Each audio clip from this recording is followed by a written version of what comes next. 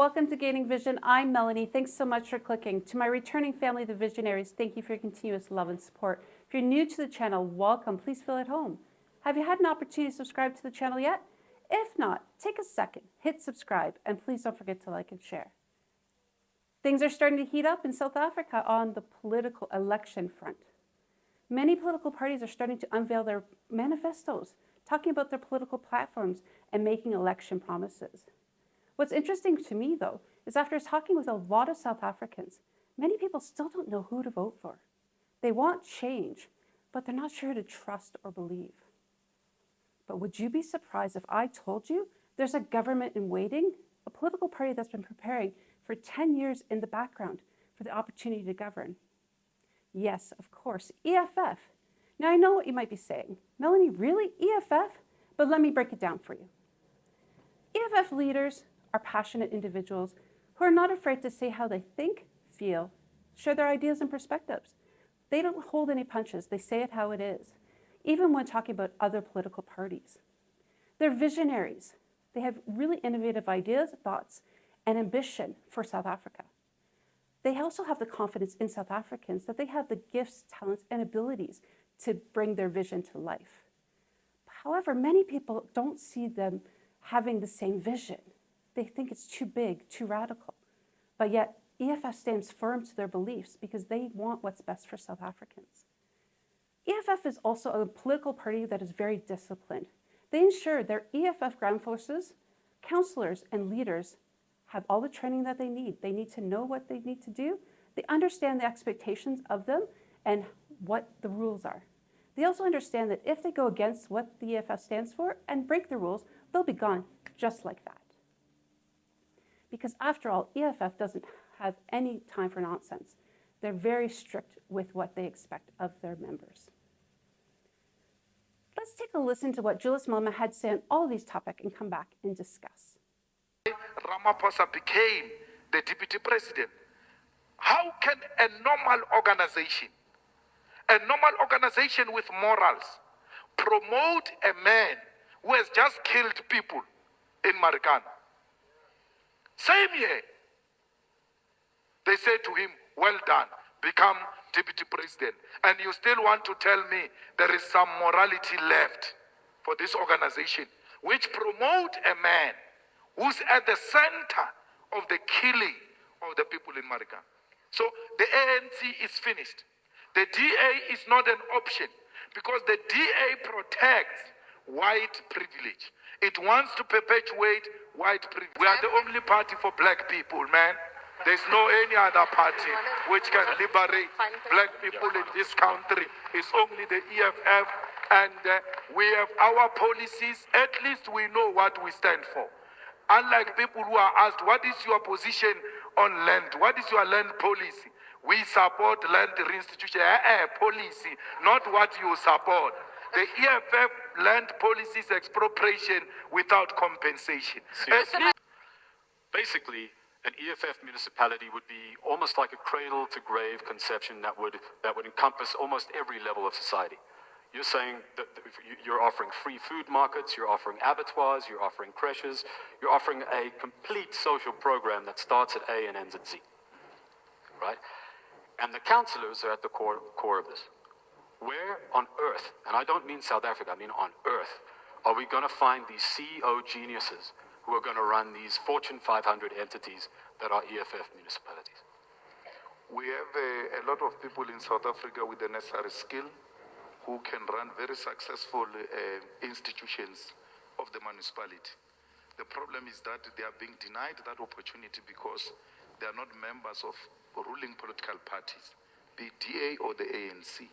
So we ought to say we are building abattoirs for our people, and we need the best skill to come and run these abattoirs. And we need to then start looking for that good skill, not EFF and not ANC or anyone, South African with the necessary skill. And if we do not have, after searching from amongst South African, black and white, then we can go outside to go and look for the best, to come help us establish this good idea, which with an intention to transfer skill to South Africans. But are you training your councillors to do what your manifesto promises that they will do? Our councillors are being trained. Part of what we're doing now as part of election campaign is to meet councillor candidates, workshop them on the manifesto, workshop them on the type of conduct we expect from an EFF councillor, and that it is actually non-negotiable. We are not like the ANC and just talk about firing of people. There are certain things that if you do, like relocating where you stay as a councillor after being elected, you are automatically out. If you are found to have asked for sex in exchange for providing services to our people, you are out. If you are found to have taken a bribe from whoever with legitimate evidence, you are out. So we want to establish the EFF with such discipline from amongst our members. I've seen the article that says the ANC has got so many councillors with criminal records. We are waiting for the EFF one. We are not going to say like where the IEC must deal with that. Anyone found to have a criminal record, there is no IEC which is going to deal with that. You are automatically disqualified, because we have made it very clear to all the cadres of the EFF, no one with a criminal record should accept nomination of being a councillor. So once IEC says there's a problem with this one, there's a criminal record, out. We move forward. Okay, we are not the home of criminals. But also, the way these interviewers handled themselves made me shake my head. When they were talking about the manifesto and how it talks about the importance of having babies, the male interviewer had to make a snide comment, in 2-bedroom houses. But Julius Malema put him in a spot and said, it doesn't matter how big the houses are, it's how much energy is in the house. I laughed out loud because really, truly, but again, the interviewer wanted to play coy, have his say and kind of undermine what Julius Malema was saying. And when the woman interviewer asked her stupid question when they were talking about getting rid of white supremacy, asking if the EFF supporters would understand the difference, I almost shook my head right off my head.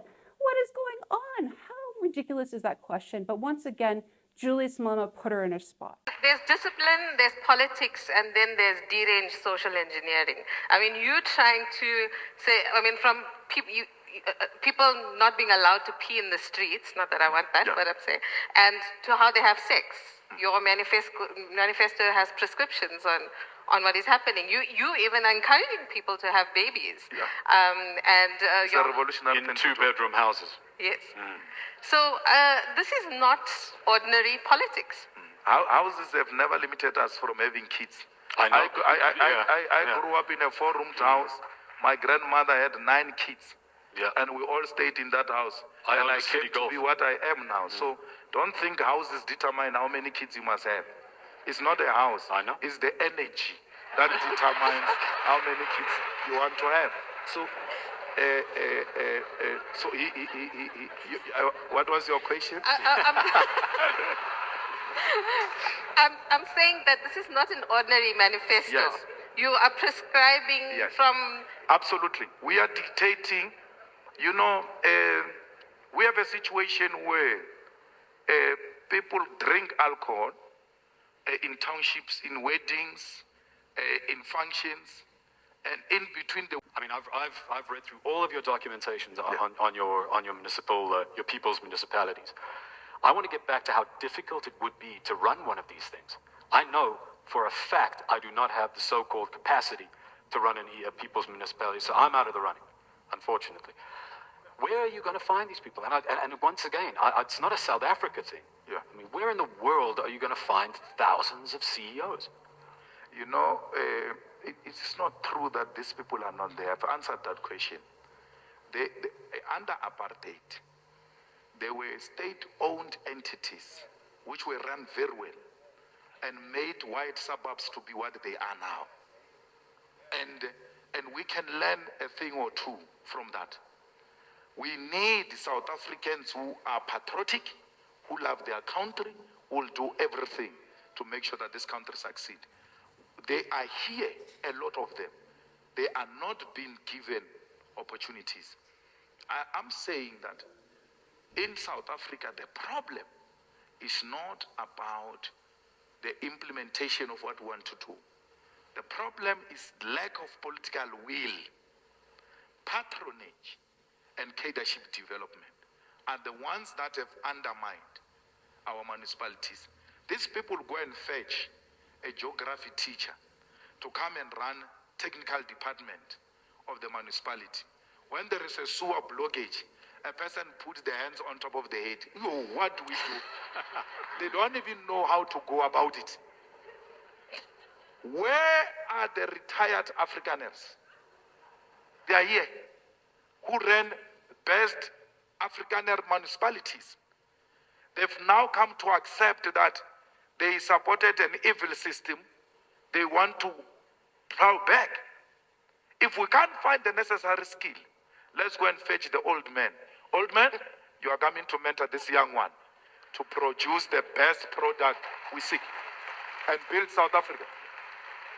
Okay, but you're basically saying that there should be some type of social cohesion so that you use skills that are in society to be able to deal with current problems.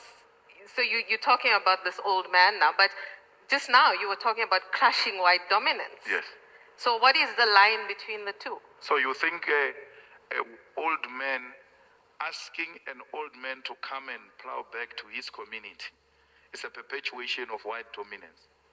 We don't want that. It's not a perpetuation of white dominance. It's building a social cohesion and then saying to our people, we belong together. There is nothing wrong with crushing white supremacy. It is wrong to think that you are superior to others on the basis of the color of your skin. And what perpetuates that is the economic exclusion of our people. I'm saying to you, not old white men come and run the municipality. Old white men come, here is a young man, work with him to build capacity. Let the skill be transferred. So, in as much as we're defeating white supremacy, and I said in the same platform, the defeating of white supremacy and dominance is not hatred of white people. When I say I hate white supremacy, I don't say I hate white people. But this is their home, they've got a role to play, but they must agree that there must be a deliberate program to empower black people, the same way there was a deliberate program to empower them. But do all your supporters understand the distinction? When you say crush white dominance, can that not be interpreted in another way that inflames the current environment? You think they are gullible. You think they are fools. You think they are empty heads. That's how you view black people. No, it's wrong. That's what I'm asking it's you wrong. the question. No, it's wrong because that's what we are subjected to. When you say you will take a gun in defense of your revolution, some fool stands here and say you are spreading violence, and it's a words of cowards like him. EFF is not a violent organization. There is no single EFF member who has been killed by another EFF member fighting for positions. There is no anyone in this country who has been shot by EFF member. There is no any violence that can be attributed to the EFF. Dr. Mkhize standing here comes from a most violent organization which shoot people, which kill each other for positions. We don't have that. All we are saying is that we have no cheek to offer anymore. There's nothing to offer. Lost elections in Gauteng. And then they stole the elections. When the people were protesting in Alexander, they sent the soldiers in Alex. I had to drive from Polokwane to Pretoria to accept the results so that we calm the situation in Alexander. It's not going to happen again. They steal the elections, we'll meet them on the streets. We're not scared. EFF has also talked a lot about the nationalizing of mines and resources and ensuring that the resources are utilized appropriately to ensure that the majority of South Africans benefit. The Deputy President was sharing his thoughts on this very topic. Let's take a listen. Like if you check most of the cities that grew in the last 30, 40 years, the Pearl River Delta Economic Zone, which is the most successful growth in a city in China, which includes Shenzhen, Guangzhou, and all those areas there. It illustrates that if you want to build a city, you must pay specific attention to the productive capacity of that city. Now, Johannesburg has been going on the reverse side.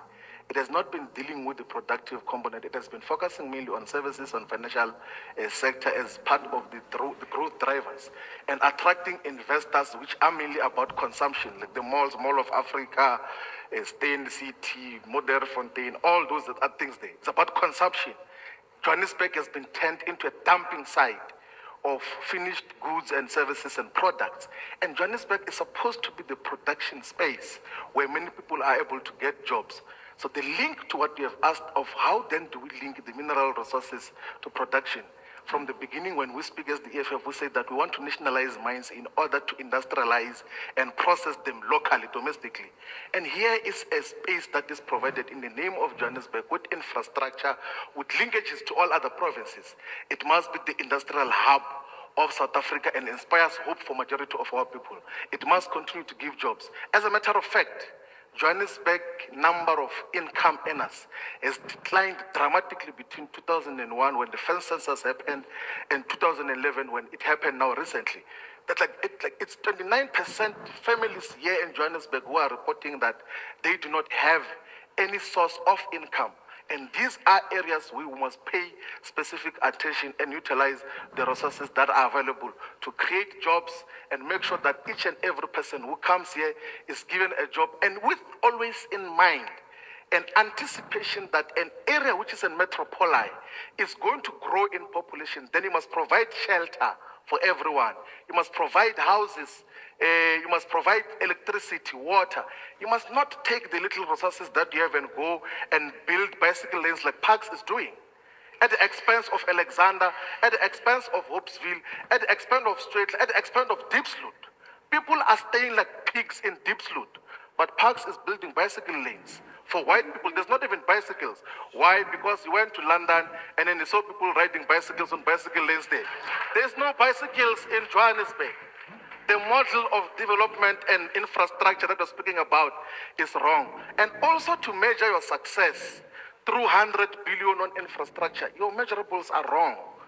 You're competing on a wrong realm altogether. I thought you were going to be saying that since I was a mayor, we have created this number of jobs. We have empowered this number of families. You have created infrastructure, yes, but for rich people. Majority of that, it is about making sure that rich people live well. Why is Stratler the same way it was in 1994? Why are people being taken by the river, Jackskey, and falling into the river? They disappear every year whenever it's the rain season. Why is Diepsloot like it is now? Those are the issues that we're focusing on, and it links very well to the issue of strategic control of strategic sectors of the economy, so that we can make Johannesburg a city that creates jobs for majority of our people. I'm going to stop you there. I don't want to bring back any bad memories for you. I would like you to respond, Parks, to that particular charge that what Floyd Chibamdu has said. About bicycle lanes, I mean, he has a point. I use them, but he has a point. And, of course, the claim that what you're doing is not working. No, actually, he doesn't have a point. Because he actually doesn't understand that for a great number of people that live in Diepsloot, Alexandra, and Ivory Park, the primary mode of transport is bicycles. Where? Well, you see, these are people that are in denial of the reality of the primary mode of transport for certain people in the city of Johannesburg. These are real people that we interact with on a daily basis. If you haven't seen them, maybe it's because you don't want to see them. But I can tell you that, in fact, the reality is that you have people in Alexandra, people in Ivory Park. Do you know the project in Ivory Park that's a community-based project about bicycling? About bicycles in Ivory Park. Do you know about complete streets in Ivory Park where we're dealing with cycling in Ivory Park? Of course you don't know. So you'll ask, where are they? But I'm talking about projects that are community-based projects that say, we want to cycle, create the roads. But you don't want the people of Ivory Park to go and ride their bicycles in Sandton. Look, let's give you a context, right? Do you know the model that you have adopted in the city of London, right? Majority of people who work in the city, They stay just in the outskirts of the city. And the city of London provides bicycles for those people to take from home and leave it in the next. And the city provides bicycles. But the spatial planning of apartheid has kept the townships very far. You can't say that you are building bicycle lanes for the people of Diepsloot. Where are they going to ride bicycles to? To Sandton? To Johannesburg? For how long? For how many days? How are you going to build bicycles for people of Soweto? Bicycle lanes in Soweto? Right to where? Because in Braamfontein, the workers of Johannesburg do not stay in Braamfontein. They do not stay in Sandton. There is no one who stays in the vicinity of Sandton who needs a bicycle to go to land. But there's green lines in Sandton which are made by you. A lot of money, hundreds of millions has been spent on bicycle lanes. Where is the sense in that? All right. There's no proper thinking around the whole bicycle lanes. It must be abandoned. And that is one thing we're going to do when we take over. It's clear that the EFF understands the importance of production to build capacity in the municipalities and cities in South Africa, to ensure that all South Africans have access to employment, housing, water, electricity, and that resources are not being wasted on frivolous things like bicycle lanes. Now, like all political parties, the EFF has a very strong stance on coalition governments. Let's take a listen. You've said some unkind things about the DA. Do you get into bed with them to govern wards or to govern cities? Coalitions. We want coalition of the opposition, not coalition with the DA. We will not go into coalition with the ANC because we'll be undermining our people. Remember that any municipality where the ANC gets less than 50%, the people will be whispering, saying to us, we don't want the ANC. So to go into coalition with the ANC, you are undermining those people. We don't want a coalition with the DA. We want a coalition of the opposition parties. In Johannesburg, they must come together and say, guys, mayoral candidate for EFF, I give example, is Floyd Shibambo. And then mayoral candidate for DA, I forgot the man from Black Like Me. Herman Mashaba. Who? Herman Mashaba. Herman Mashaba is not a politician, that's why I forget him. Now, and then from the UDM is this one, from this one is this one. It's important that EFF understands what the people want to make sure that that's what they're going to give. And it's clear, and Julius Malema shared his thoughts. The EFF is a solution-based party. They listen to the problems and issues that South Africans are facing. They do the research and come up with solutions. And they're ready to implement these solutions once given the opportunity. Let's take a listen to the Deputy President when he was addressing Parliament on how they have solutions to the energy crisis. Keeping in mind he's talking about the manifesto from 2013 and how the EFF clearly outlines solutions to the energy crisis. Let's take a listen. No, thank you very much, Chairperson of the National Council of Provinces. Allow me, Commander-in-Chief, to once again avoid responding to the childish and mostly paltry, trivial and insignificant inputs that came from members of the ruling party. We are going to utilize this opportunity to take a nuanced approach and speak much more decisively to what is to be done in relation to the electricity crisis confronting society. Many of the speakers that came here never presented anything much more tangible and believable as to what is to be done. One of the careerist members of parliament who spoke last yesterday even sang a children's kindergarten song, seeking for a job from his president. What is that lyrics again, Kumsambu, saying, here, who? Mr. Ramadola, give us a job, here, who? I think that as part of the weaponry, we must also hire a jumping castle, so that after singing that song, they must go and jump there. They will be joined by this one who just sang again here. And this person who just left here now is presiding over the State Information Technology Agency, which is failing to synchronize all the technological platforms that the state has, police stations, healthcare facilities, and the entire system operate in separation. But we've got a SITA that cannot provide a singular synchronized system. She's presiding over a South African post office, which is going to retrench 6,000 workers in the immediate. And she is waxing lyrical here about things that are not there. She's presiding over ICASA, which is failing to deal decisively with the monopoly of the multi-choice domination that has been operating almost alone without accountability in the broadcast industry. I said, President and Commander-in-Chief, that the approach today will be nuanced. So I'm going to speak first to the solutions as to what is to be done in relation to electricity. And then I will conclude with the diagnosis. So we'll take it the other way around so that we can then be able to move forward. But first, let us make reference to the founding manifesto of the Economic Freedom Fighters, which was adopted 10 years ago in Soweto when this mighty movement was founded.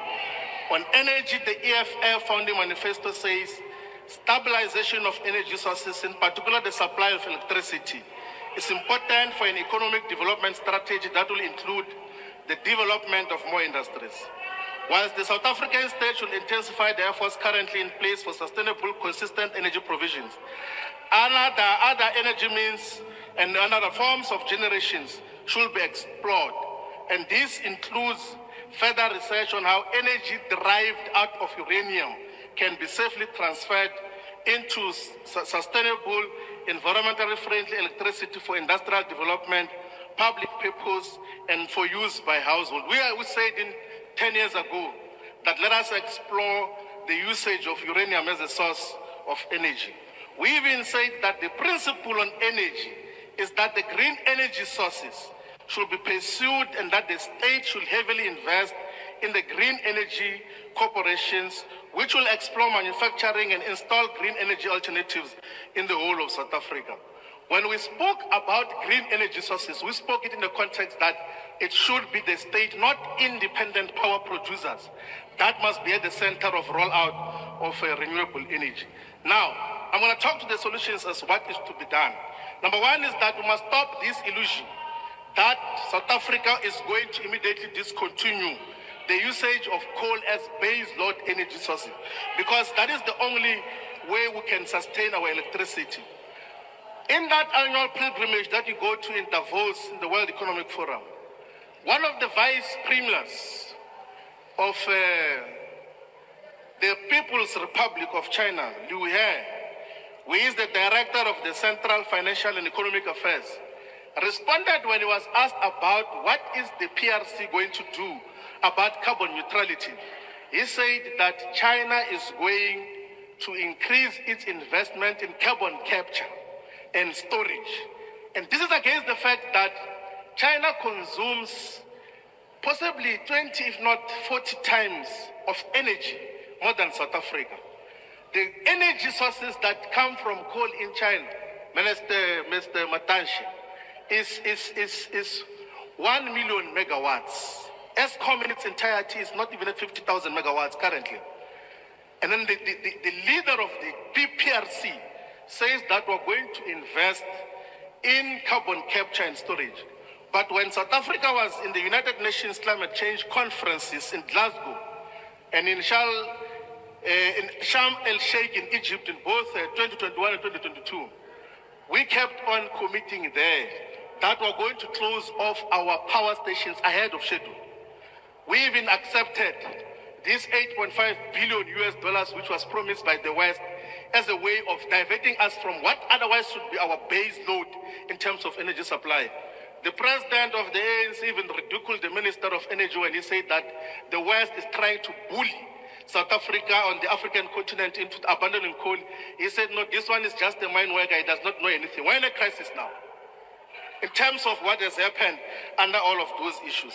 Now, that illusion must be dealt with. We have to now invest in clean coal technologies, working with the CSSR and the Council of Geosciences. Number two, we need to plug into the national grid the floating storage regasification units. The Secretary General of the ANC will not know what that is because in the schooling system before tertiary, they don't teach that.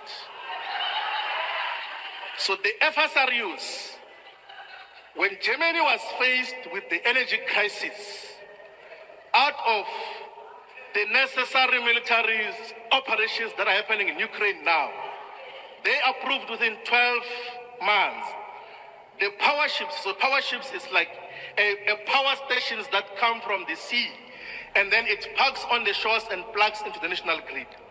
Here in South Africa, through the Risk Mitigation Independent Power Producers Procurement Program, South Africa approved the car power ship from Turkey to plug in 1,220 megawatts of electricity. Again, Secretary General of the ANC, 1,200 megawatts can electrify the entirety of the Northern Cape, even the entirety of the Eastern Cape on its own. But due to those who are seeking bribes, those who are trying to extort the people who awarded that bid, the car power ships cannot be plugged into the grid to now ameliorate the energy crisis that we have. The reality is that in the immediate, you have got no any other solution except plugging in the FSRUs from Turkey, from China, and from the Russian Federation. That is one of the immediate things that we must have to deal with. And then number three, we need to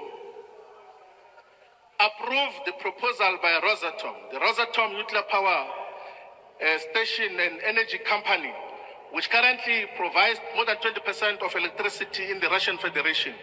It employs more than 250,000 people.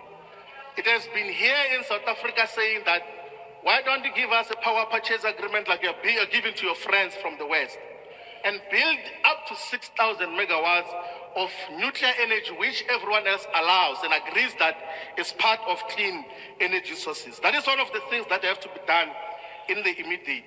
But also we must not surrender the state capacity to invest directly in renewable energy. We must do what the fighters said, the ground forces said in Uncle Tom's Hall in July 2013.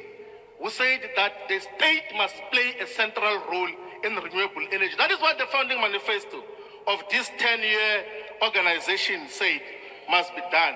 Part of the immediate things that you have to deal with is to cut off the aluminum smelters because they consume upward of 800 megawatts, which can then lessen the pressure on the grid in terms of what should happen. Let us collaborate with Mozambique to complete the Cabora Bassa hydroelectric power station so that we can continue this up. So these are some of the issues. We have to talk about this because we know that you're going to be out of power. We are going to take power as the EFF. We do not want to take power under darkness. The question is, why are all of these things not being pursued? It's because, fragrantly, the president of the ANC defies his less than 2 months resolution of shifting ESCOM from public enterprises to energy. And the purpose, he says here, that the reason is because the Minister of Public Enterprises must continue to restructure ESCOM. What is that restructuring? It's the mutilation of ESCOM into 3 different components. So like ESCOM is supposed to be one board, but it's being mutilated now into 3 different companies. And he makes a false claim that such is consistent with the global practice. That is not the truth. The biggest power utility in the world is in China. It generates more than 4,000 gigawatts. It has got more than 900,000 kilometers of transmission lines. It's involved in distribution of electricity. The Rosatom I spoke about in China, in the Russian Federation, is involved, and it's one company that is involved in the entire value chain of electricity distribution. In Germany, Uniper goes to the extent of even involved in mining the entire value chain, one company. But you want to mutilate ESCOM. And what is the purpose of the mutilation of ESCOM? They want to allow the municipalities and a different division to distribute and be the ones that are at the cold face of facing with ratepayers of electricity. And then have ESCOM with the 48,000 kilometers of transmission lines, which must necessarily be forced to buy electricity from independent power producers. The deputy president, former deputy president of the Republic, once said that ESCOM is not going to privatize. It is privatized. So the entire crisis of South Africa is this need to want to privatize ESCOM. particularly power generation, that let us have transmission there, and then we call our friends to come and be the ones that plug energy into the transmission line. That is at the center of South Africa's problem. A capitalist-driven, greedy project that seeks to undermine everything else there. If you want to attach the profit motive into the energy provision, public good provision, you are definitely going to have a solution. Electricity is a public good. It must be provided by all of us. Now, President, I'm going to close. You know, one of the biographers of Mr. Cyril Ramaphosa, Anthony Butler, says that when he bought his first car, he was known for driving that particular car, a BMW, in reserve gear for hundreds of meters. So a person drives a car in reserve gear for hundreds of meters. It's recorded. It is apparent and very evident now that what Mr. Ramaphosa did to his car is doing to South Africa today. He is taking our country in reserve gear. Everything else that we thought we had made progress on is going backward. We thought that we're not going to have the crisis of electricity. We have got crisis of electricity now. Whoever thought we're going to have water shedding? We've got a problem of water now. Whoever thought that we're going to be in a situation that more and more people, even when the population is growing, more and more people are going to lose their jobs. The levels of unemployment, more than 12 million people are unemployed because of this man. He is taking this country in a reverse gear the same way he did when he was utilizing his first car. The public infrastructure is collapsing. The hospitals are collapsing. The schooling systems, despite the claims that we make here, is not working appropriately. How do you explain that we have got close to 1 million children who write their exams at the senior secondary level, but you only have got 160,000 spaces available to take them at post-secondary level? What nonsense is that? What kind of thinking of a government is that? We are being taken on a reserve gear because we do not have a solid government. What excites him is that petty thing he was doing in Mpumalanga.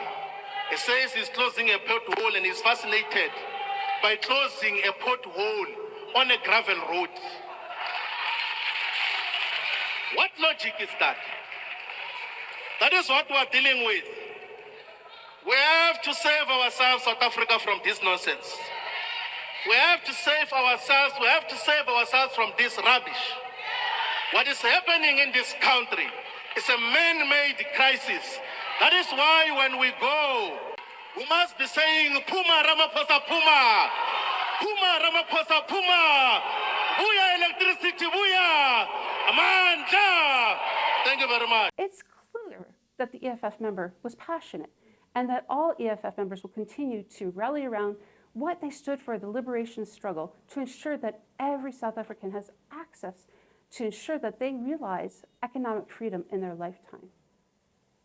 So now when you put all of these pieces together, comes up with a solution. Absolutely. You can tell the EFF has been preparing behind the scenes, and they are definitely a government in waiting.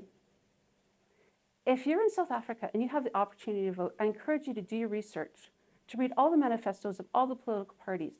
And before you cast your vote, find out and ask yourself, is your government, the party you're going to vote for, a government in waiting? Or are they one that's going to be running behind the scenes to catch up? Or will they be one that's going to recycle the same old, same old? Whatever you choose, remember, register to vote.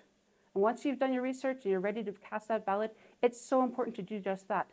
But for all of us, let's talk about what we've covered in this video. Tell me your thoughts and ideas on all the clips. And do you feel that the EFF is a government in waiting? Drop your comments below. Let's have a conversation. And of course, please don't forget to hit that notification button, like and share, and we'll see you later. Bye.